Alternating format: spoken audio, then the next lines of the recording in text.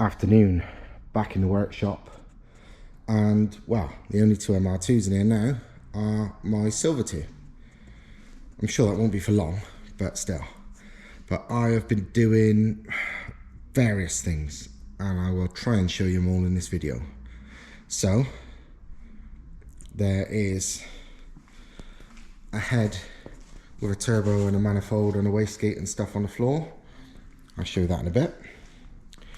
There's a humongous turbo. I'll show you that in a bit.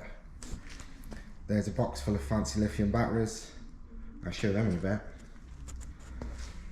There's a fan heater, which I'll show you now, because bought it because it gets freezing in here, like cold.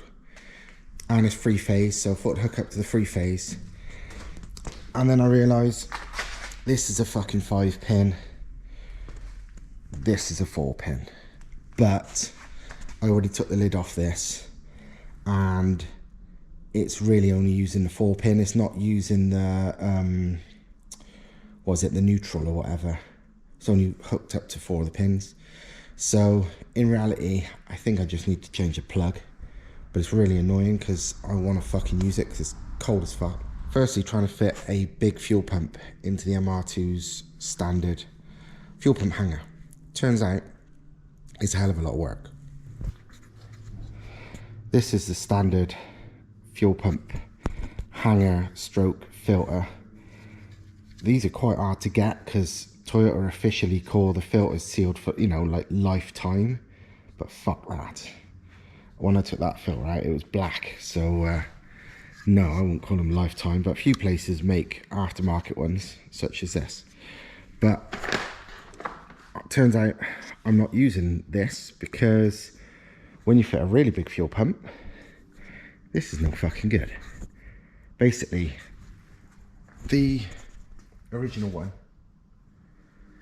that had or has got a 320 or 340 per litre hour pump in it. I think it might be a Roger Clark Motorsport one, I can't even remember, but it's one I had and I put it in there and it's fine.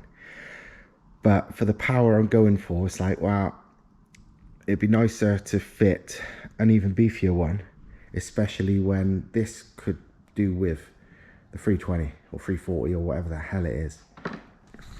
And I was going to buy one, and then weirdly I looked around upstairs and found, I don't remember why I own it, brand new TI Automotive 450 litre per hour pump. Brand new, still in the box, don't remember buying it. Don't remember why I've got it, but it's ideal. I thought, oh, you know, it'd be a straight fit, seeing as the 320 one was. No, not at all. It's an in-tank pump, but it's significantly bigger. The 320 or 340 or whatever it is, standard size. 450, no. Basically, the standard pump, it goes in there. There's like a clip thing on the bottom that holds it in. It plugs directly into that hole in the top. And this is regulator and regulator and feed, or the other way around, I can't remember. But regulator's there because as standard, these engines, well, the 1ZZ MR2s are a returnless system, which A is shit and B is not like a 180. So you need to blank off the regulator and then run a return. That's relatively easy. But to fit the big pump, no, it wasn't like that. The big pump, the fitting in the top wouldn't fit. So no, the big pump wouldn't clip into there. The big pump, well, as you can see, I've had to cut everything out of it. Not even the wires and the plug for the big pump would fit in here. So it's just, no. That is that, but see all that? This one's hollow. I had to cut out all of that, and that is a pain in the ass because that's like, it's not clipped in, it's glued in. So I had to get the grinder and just carefully cut away at everything. And yeah, it took some time because obviously I didn't know how much I, you know, needed to cut. So it was bit by bit by bit, and it was more and more and more, and it ends up that. And then obviously in the top, this top bit separate and clips in, because the standard feed and return was no good anymore. I had to make some new ones and JB welded them in. JB Weld is fuel safe, you know, fuel resistant, so that's fine. I didn't like the idea of reusing the standard wires to the pump either, because these are thicker. I thought I should hardwire them direct to the battery. So I'm not running, there'll be wires from this going to the level sensor, but the two that goes to the fuel pump, no, not doing anything. But yeah, hell of a lot of work, but yes, that will work now. To be honest, I'm kind of glad, because when I removed this bit, well, cut it away, while it looks a fairly big diameter there, and it's big diameter everywhere else, inside there is fucking tiny, like really small. So yeah, I don't think this would be capable of big power anyway, no matter what pump you put in it, because that thing inside there is really small. So while this is far less OEM, and you could get some fancy aftermarket one and pay a load of money to make it fancier. This would do exactly the same for basically whatever it cost me for those two fittings, a couple of quid. Right, so I've decided on the new engine setup for this car, and it's going to be basically this. It is the HX32 7cm that I mentioned in the last video, and the exhaust manifold I was running on the old engine, and this external gate, which was off my in-car turbo Merc, that will be going on the housing there. The reason I'm running this rather than the HX27 that I was going to run, same as what was on the original 18T with the old standard engine, is purely because, well, I got two of these used but good for free. Well, not free, but near as damn it.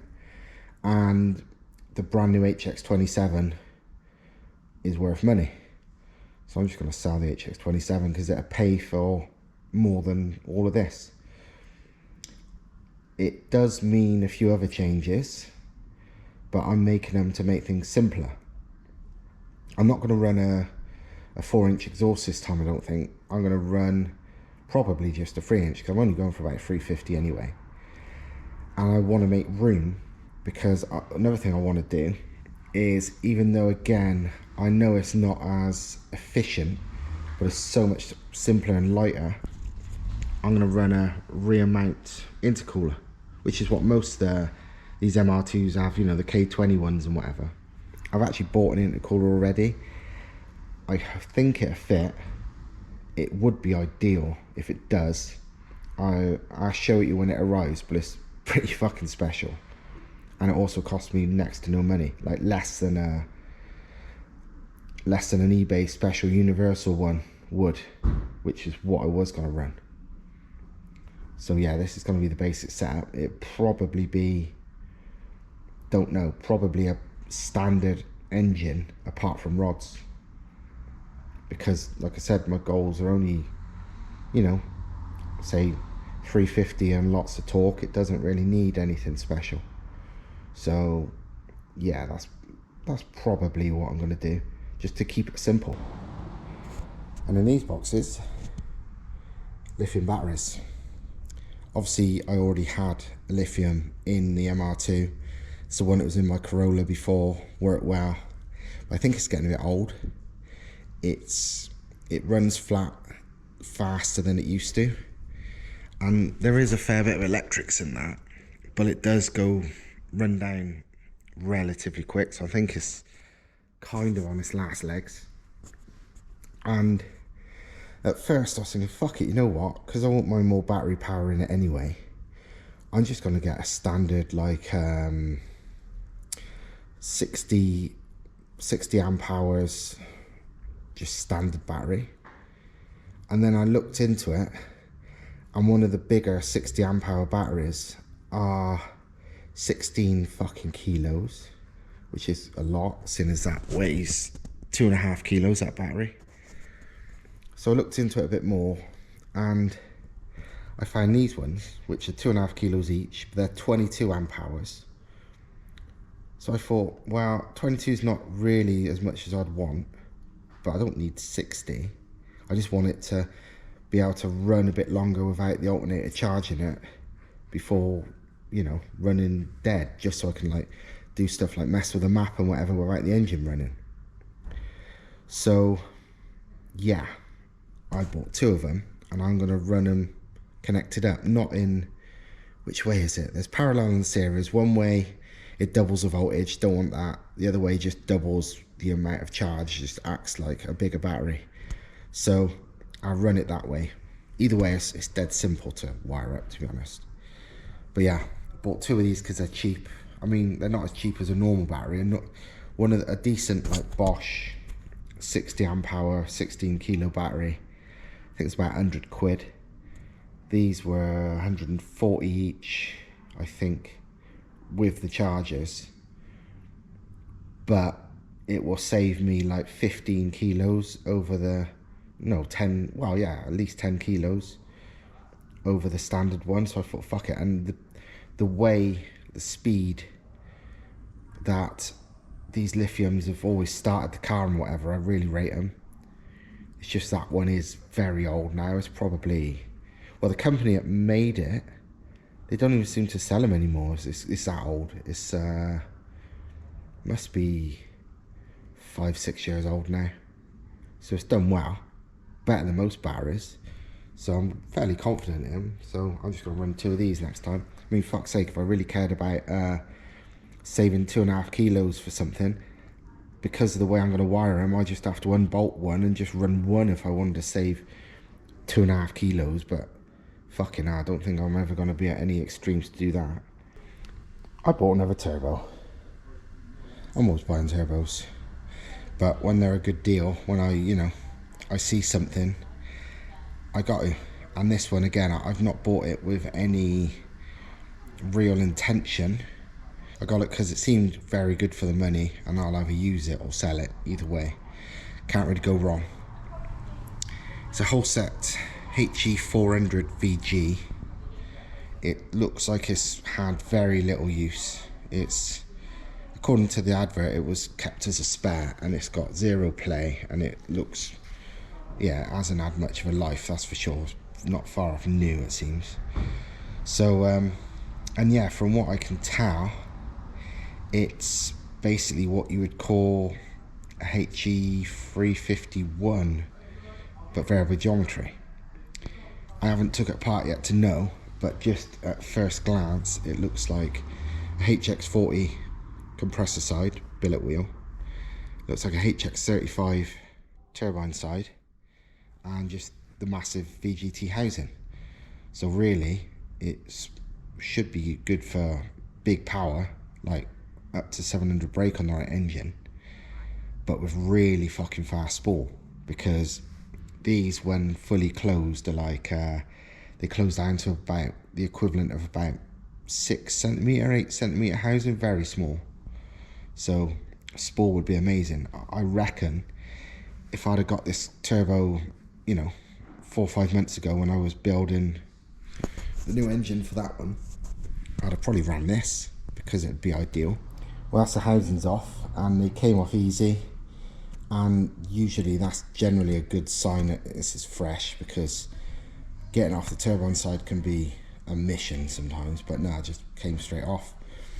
And it all looks totally undamaged, and yeah, apart from a bit of soot, because obviously it's been on the diesel, it looks barely used. But yes, I measured the wheels, 60mm inducer, billet compressor.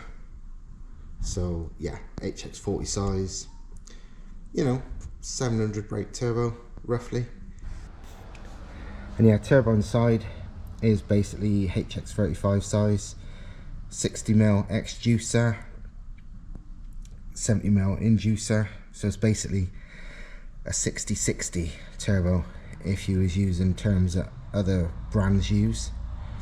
11 blade turbine wheel rather than the usual 12 blade for a 35, so would flow a bit more, and even a 35's proven at like 600 on the right engine. So yeah, really good turbo. Must be good for somewhere between 600 and 700, probably 700. If you want to know how the VGT works on a whole set, it's a lot simpler than the Garrett ones with the moving guide vanes, and because of that it's a lot stronger and a lot more reliable, kind of like all whole set stuff is versus Garrett. You've got the guide vanes still because, well, they're a good thing, but they don't move. Instead, when the lever goes in and out, rather than it just moving the vanes to close off the housing, it literally makes the housing smaller. Much fucking smaller. Big housing, tiny housing. So yeah, it basically closes up the turbine housing wildly, making for a much smaller turbo. Well, it's turbine size, turbine housing, so it spools up faster. Simple and reliable. Well, many hours later, where I filmed nothing because I am rubbish for being a YouTuber.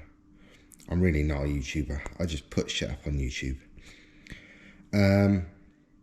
Yeah, I've made the turbo system for the rally car 180, and it's this. It's like I spoke about in the previous video. It's a HX32 7cm, which is remarkably, like ridiculously similar in spec to a Garrett TR30R, which is what World Rally Cars always used for years. So yeah, I just thought, fuck it, I'm going to use this, seeing as it cost me, well, in all honesty, that cost me about £35, and I got two of them for about £35 each. So and they're both in perfect working order. This one's tatty, the other one's practically new, but none of them's got any play or damage. I've just been using this one because, well, mock-up one, because it's the crappiest looking one. I didn't care if I made a mess, but no, it's all gone really well. It's the manifold that used to be on that engine, well, on that car, not that engine, because the engine it was on put the rods through the block. But yeah, that manifold, cut a big hole in the turbine housing of the HX32, found some really thick wall tube, hammered it into the housing, and then welded it all up, and then welded the wastegate to it. Wastegate is off one of my old turbo Mercs. Spent fucking hours today hunting round to find the fire ring that goes in the bottom of the wastegate. It's probably the most common thing people forget, and then they got leaky wastegates because they don't realise that's meant to go in there. But I do know it's meant to go in there. But did I know where it was? No. I found two of these wastegates, all the V-bands and flanges and all that shit for them. Could I find any of the fire rings? No. After many hours, I found one. I only need one. So yeah, fuck knows where the other one is. I also welded a 3-inch exhaust directly to the back of the turbine after cutting off all the old shit, which I'd done already. I got a massive, I think it was 5mm at least thick steel to plate over the where the wastegate, internal wastegate setup was. Normally I can just plug the hole, but because of everything I'd cut out there, the metal there was real thin, so it's like, fuck it. So I got some real thick metal and turned the welder up to very high, and you know, added the steel to that because I didn't trust the thickness of the cast iron there because I'd cut so much away. But yeah, this is the general setup. It's going to be mega easy to work on too, because obviously wastegate and stuff's literally just there. So yeah, this is where we are now, and I think it's quitting time for tonight. I've also done finished the fuel pump setup. Not really much to see, so I'm not going to show you. But yeah, that's all finished, so that's good. Then I can just plumb it in and try and wire it in. I suppose I'd have to do that at the same time when I wire in those batteries. Being so close to Christmas, I hope I don't need any parts, because if I do, no doubt fuck all's open until the new year. So yeah, that might delay a few things, but you know, that's life.